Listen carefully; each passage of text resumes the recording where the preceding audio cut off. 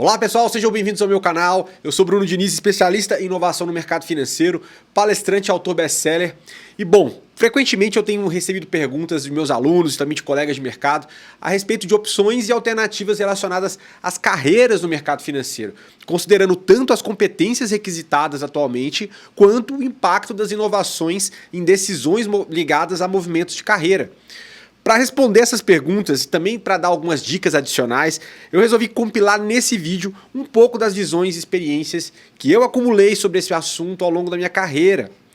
Mas antes de seguir com esse vídeo, pessoal, eu aproveito para poder lembrá-los de fazer sua inscrição aqui no canal, deixar o teu like e também enviar esse vídeo para outras pessoas que possam se beneficiar do tema que a gente vai tratar aqui agora, que é de suma importância quando a gente está falando também de carreiras dentro do mercado financeiro, considerando as inovações que estão aí. Bom, antes de falar efetivamente sobre o tema, vale a gente comentar um pouco sobre as transformações que aconteceram nos últimos 30 anos com o avanço da internet. Desde então, a gente viu um processo de digitalização reduzir o tamanho físico das instituições tradicionais, inclusive quando a gente fala do número de funcionários.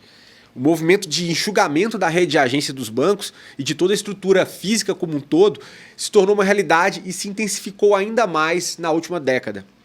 Toda essa estrutura já foi um ativo fundamental para as instituições financeiras em um tempo no qual uma rede que cobrisse um amplo número de cidades pelo país era um fator decisivo para a dominação de um banco no varejo.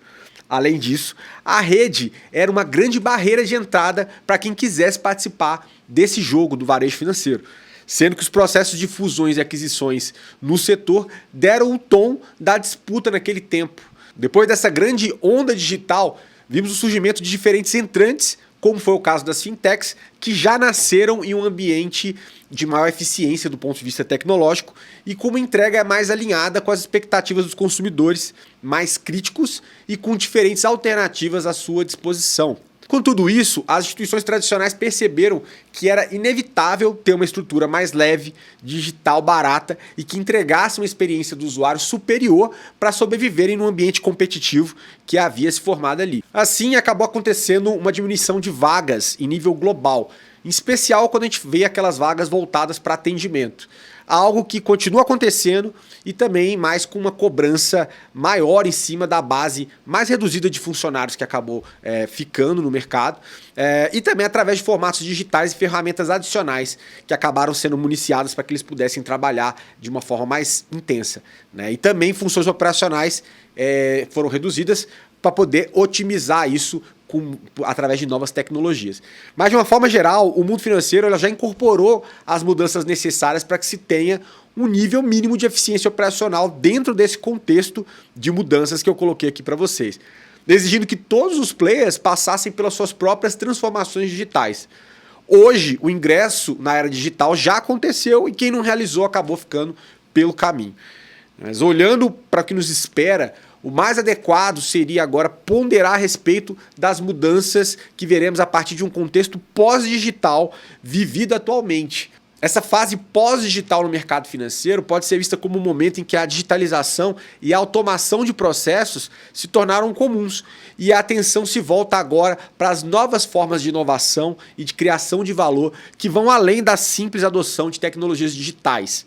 Nessa fase, as instituições financeiras elas estão focadas em melhorar ainda mais a experiência do usuário, também explorar novos modelos de negócio, sem esquecer dos aspectos de sustentabilidade, governança e responsabilidade social, e também abraçar a colaboração entre diferentes setores e atores do mercado.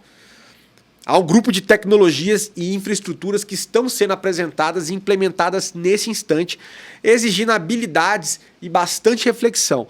Assim como a gente passou também em meados da década de 90, nos primórdios da internet.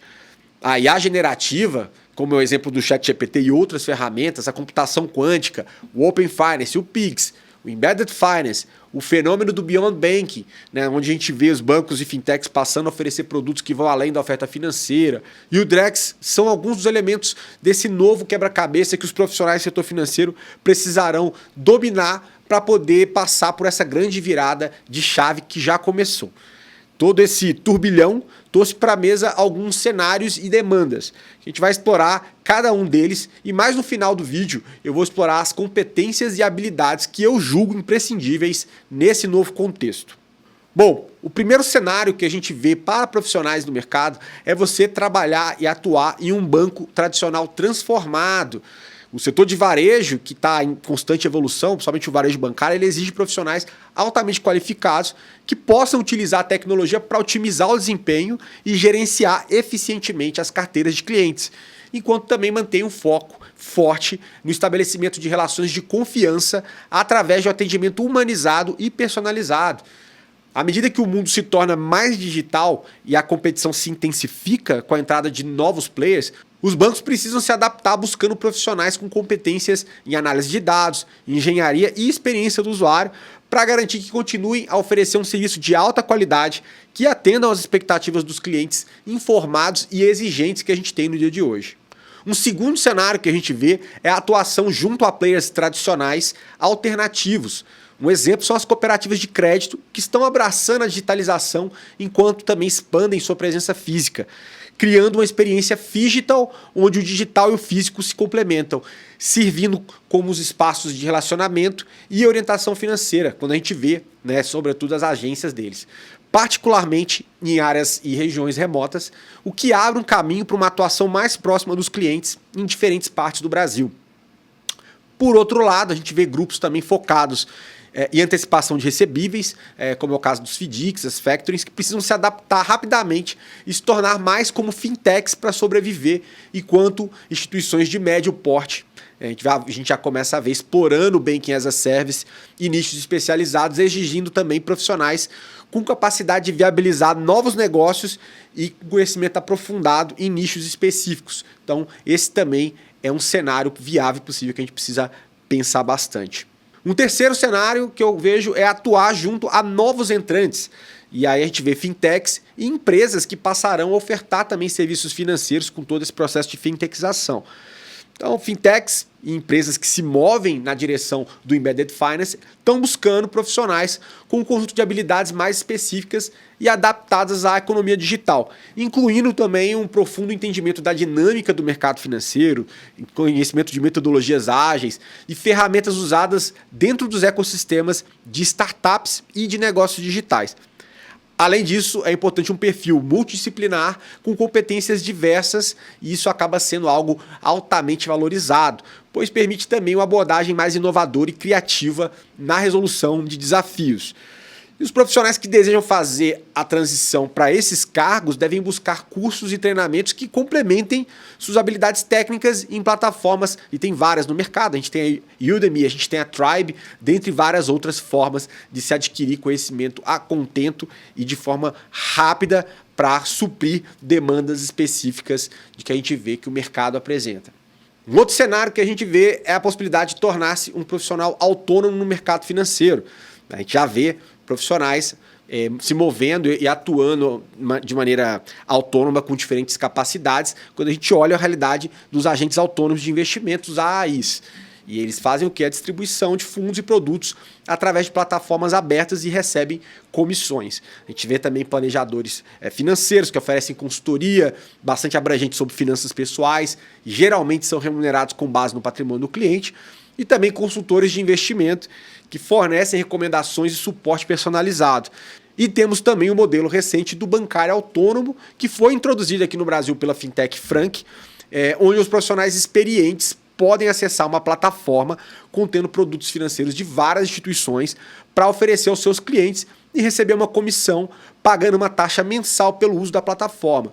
Nesses casos é necessário ter bastante resiliência e foco, visto que é uma forma de empreender no setor financeiro e geralmente a gente não vê aí salários fixos nesses contextos.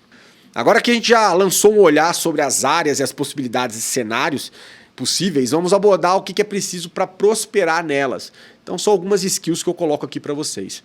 Uma delas é a capacidade de aprender e também de desaprender continuamente.